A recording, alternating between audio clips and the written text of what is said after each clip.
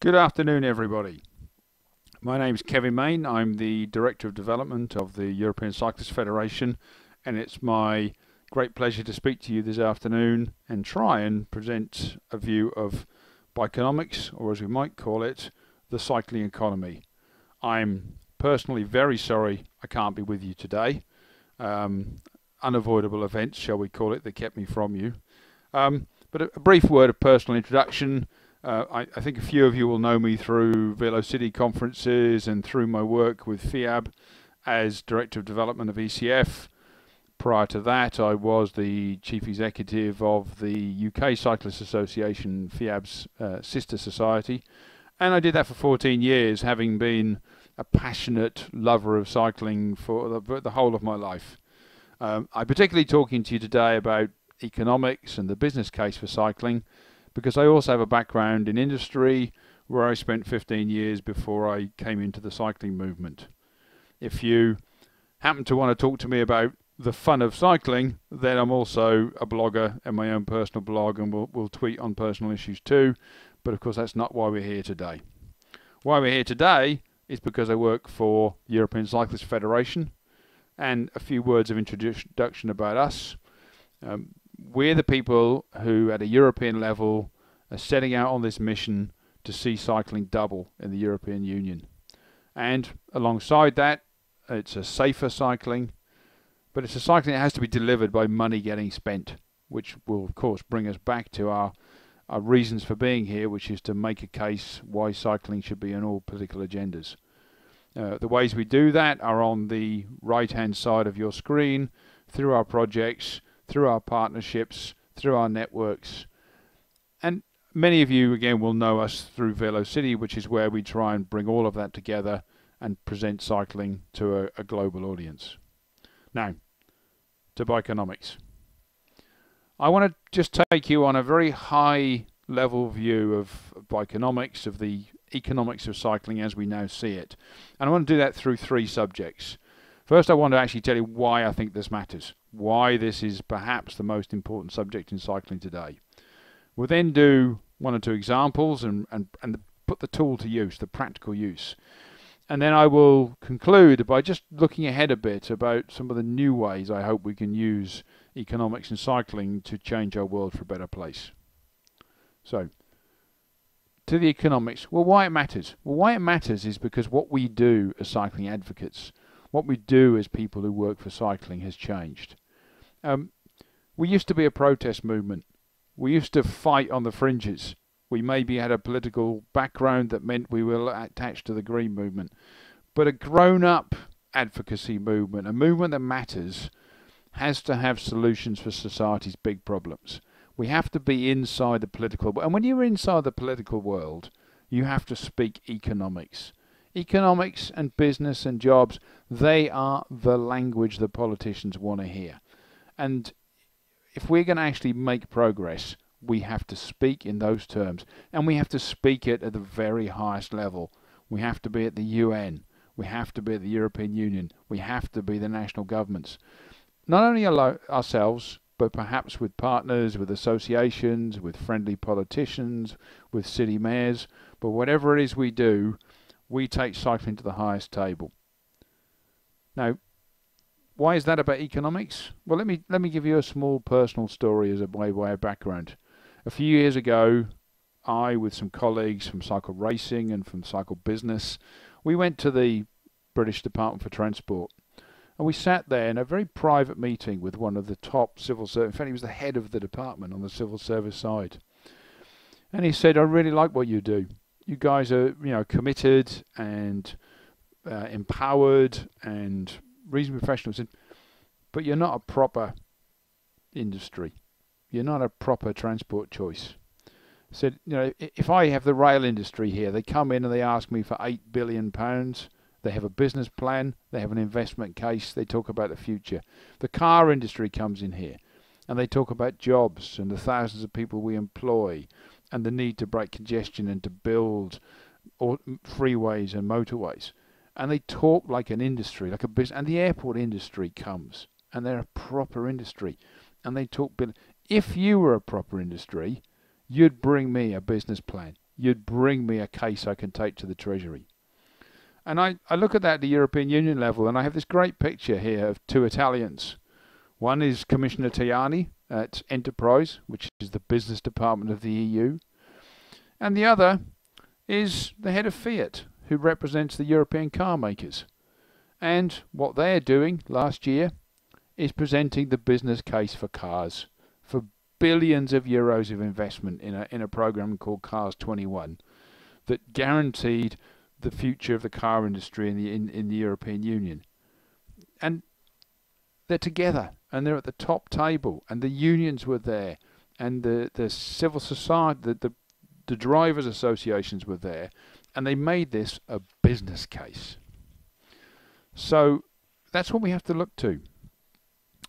And then this other dimension of our business case is to look at the way the world speaks now. The world used to respect maybe us as a protest movement. It certainly maybe looked at us and thought about us on the fringes of society, asking for pennies, asking for a few euro cents for our little projects on the fringes. Economics is the language that takes us to the top table. It takes us to the ministers, to the international and global forums where people are making decisions, and they're calling those decisions investments. So talking economics is a measurement of how much we have changed, and we and our national partners now have to do. So I'm delighted to be here. We're talking Bikenomics because we think we deserve to be at the top table. Now, that's the why. Let's have a look at the what, the things that are going on right now in economics. The first approach, I think the shorthand for what we call it is the asset approach. We actually take the things we have and we put a price to them. We take the emission reductions, we take the health, we take the different components of cycling, and we get good, high quality economic analysis of those processes, and we find out what they're worth. And I'm going to pay enormous credit now to Francesca Roncioppi and her colleagues at the World Health Organization, who I know are in the room today and who are speaking. The heat tool is almost a kind of perfect tool for cycling and for walking, for active travel. But the absolutely vital thing is it's credible, proven, proper economics. It's not fantasy stuff. It can't be dismissed by politicians and by other economists. And having that team and that endorsement makes what we do possible. So in every case here, we have to find analysis of that quality so we can stand at the top table. And look at it. 217 billion euros a year of benefit to Europe on today's level of cycling. If we hit our ambition of doubling cycling, we can double that figure. Now that, it turned out when we put that in a league table of European GDP, it came out to be just above Denmark. I think that's a shame because it happened to be a cycling country, but it's a good comparison. But it actually shows really where this sits. This is the contribution to Europe of a medium-sized country, a wealthy country. And this is what cycling delivers. And you can see the different components all costed up by properly put together models, each asset delivering its contribution.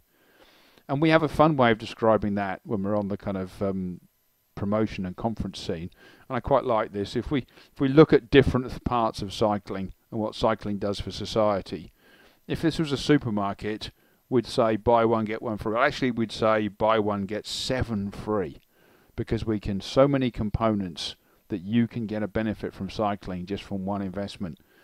And so many different contributors at national, international, global institutions can contribute to cycling to make it go forward. So this is really exciting stuff. The other current trend in use of Bikenomics is at what I call the economics of place. The economics of place is what decisions are made in terms of city investments, tour investments. And this is really about turning places into places people want to be, to actually turning them into places where people want to spend money. This is currently huge in the United States, where they're one after another, their cities are discovering that you put in a bike lane and the shops and businesses and restaurants thrive. Completely contrary to the expected opinion of a kind of car-driven society. And we can now prove this evidence all over Europe. We can prove this evidence all over the world. We can prove it city by city, suburb by suburb, investment by investment, that you produce quality of life and your cities thrive. And so I can't cover all the examples here today, but I can say to you, if you want this kind of material, it is flowing under the subject of Bikenomics right across the world. So that's the economics of place.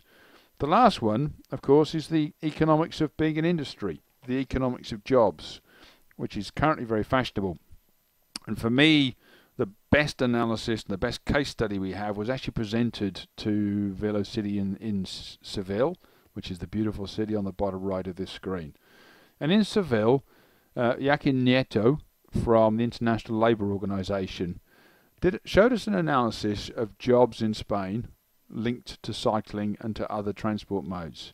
And he actually showed that cycling was potentially the greenest and fastest job creating investment Spain could possibly make. In 2008, the International Labour Organization showed that there were 11,000 jobs in cycling in Spain. He showed that through public bike sharing and investments and a small growth in the mode share of cycling, this could go as high as 78,000 jobs. It was the most sustainable, greenest investment that was actually possible to deliver in Spain. This figure should belong in every cycling advocate's toolkit. We can create jobs as an industry. So that's where it's being used. Just to finish, a little look at the future. Little at the future starts to look at the economics of human rights. This is often called development economics on the global frame, the kind of things that are done by the United Nations and by the World Development Banks. And we've slowly seen our own work talking about cycling as a universal right.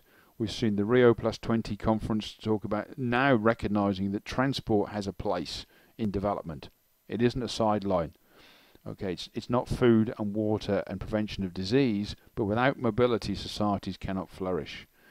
And the International Energy Association recently showed that $50 trillion was going to be wasted in the next few years trying to put cars into cities.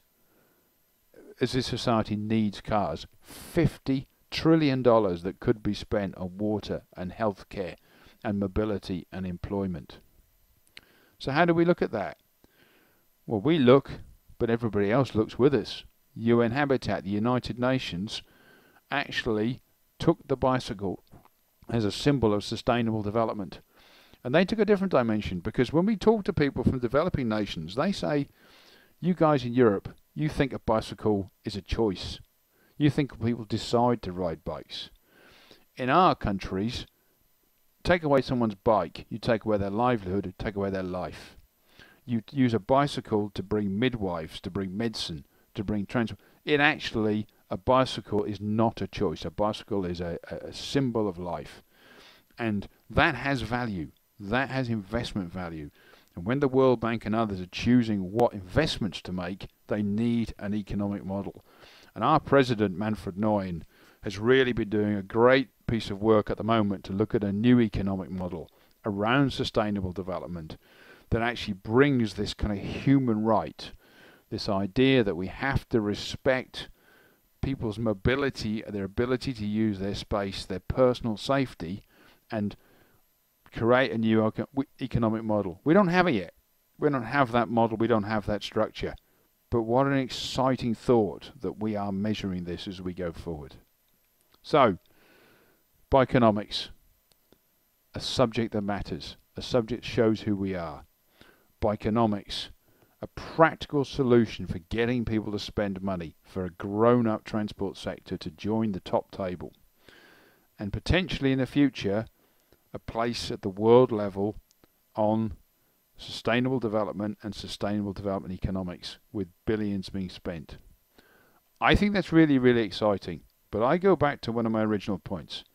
I believe our ability to talk economics shows that we, as a cycling movement, have grown up.